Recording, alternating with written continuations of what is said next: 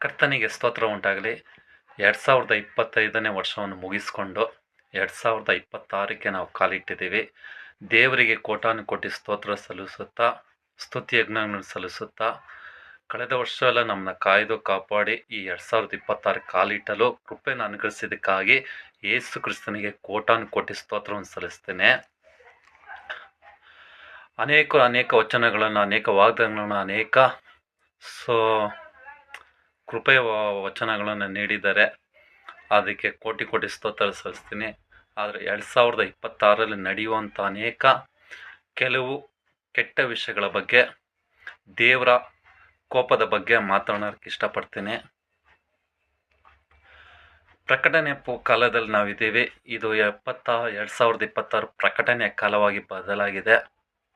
2026ರಲ್ಲಿ ಪ್ರಕಟಣೆಯ ಪುಸ್ತಕ 5ನೇ ಅಧ್ಯಾಯ 9ನೇ ವಚನದಲ್ಲಿ, ನೀನು ಸುರುಳಿಯನ್ನು ತೆಗೆದುಕೊಂಡು ಅದರ ಮುದ್ರೆಗಳನ್ನು ಒಡೆಯುವುದಕ್ಕೆ ಯೋಗ್ಯನೇ.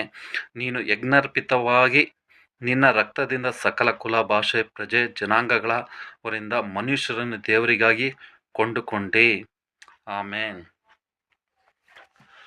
ಪರಲೋಕ ರಾಜ್ಯದಲ್ಲಿ ಮುದ್ರೆಗಳು ಒಡೆಯಲ್ಪಡ್ತವೆ, ಸುರುಳಿಗಳು ಬಿಚ್ಚಲ್ಪಡ್ತವೆ. ಆ ಸುರುಳಿನ ಬಿಚ್ಚಲಿಕ್ಕೆ ಯೇಸು ಕ್ರಿಸ್ತನ್ ಮಾತ್ರ ಯೋಗ್ಯನಂತ ಪ್ರಕಟಣೆಯ ಪುಸ್ತಕದನ್ನು ತಾನೇ ಓದಿದ್ದೀನಿ.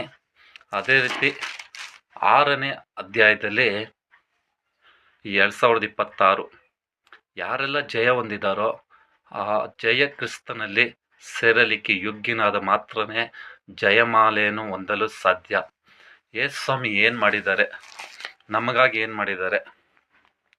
ಯಜ್ಞದ ಕುರಿಯಾದತ್ತನು ಆ 7 ಮುದ್ರೆಗಳಲ್ಲಿ ಒಂದು ಮುದ್ರೆಯನ್ನು ಹೊಡೆಯುವಾಗ ನಾನು ನೋಡಿದೆನು. ಆಮೇನ್. ಆ 4 ಜೀವಿಗಳಲ್ಲಿ ಒಂದು ಜೀವಿಯು ಬಾ ಎಂದು ಗುಡುಗುತ್ತಿದ್ದ ಸ್ವರದಿಂದ ಹೇಳುವುದನ್ನು ಕೇಳಿದನು. ಆಗ ಇಗೋ, ಒಂದು ಬಿಳಿ ಕುದುರೆ ಕಾಣಿಸಿತು. ಅದರ ಮೇಲೆ ಕೂತಿದ್ದವನ ಕೈಯಲ್ಲಿ ಬಿಲ್ಲು ಇತ್ತು. ಅವನಿಗೆ ಜಯಮಾಲೆ ಕೊಡಲ್ಪಟ್ಟಿತ್ತು. ಅವನು ಜಯಿಸುತ್ತಿರುವವನಾಗಿ ಜಯಿಸುವುದಕ್ಕೋಸ್ಕರ ಹೊರಟನು. ಈ ವಚನದ ಪ್ರಕಾರ ಯೇಸು ಕ್ರಿಸ್ತನು ಜಯ ಹೊಂದಿದ್ದಾಗಿದ್ದಾನೆ. ಪರಲೋಕದಲ್ಲಿ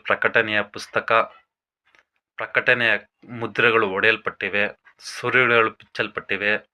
ಲೋಕಕ್ಕೆ ಬರಬೇಕಾಗಿರುವಂಥ ಅನಾಹುತಗಳು, ಆಶೀರ್ವಾದಗಳು ಎಲ್ಲವೂ ಸೇರಿ 2026ರಿಂದ ಪ್ರಾರಂಭವಾಗಿದೆ. ಯಾರೆಲ್ಲ ದೇವರ ವಾಕ್ಯನ ಕೇಳಿ ಗಟ್ಟಿಯಾಗಿ ಆತನ ಪಾದವನ್ನು ಮುದ್ದಿಟ್ಟು ಯೇಸು ಕ್ರಿಸ್ತನಲ್ಲಿ ನೆಲೆಗೊಳ್ತಾರೋ ಅವರಿಗೆ ಆ ಜಯಮಾಲೆ ಕೊಡಲ್ಪಡುತ್ತೆ.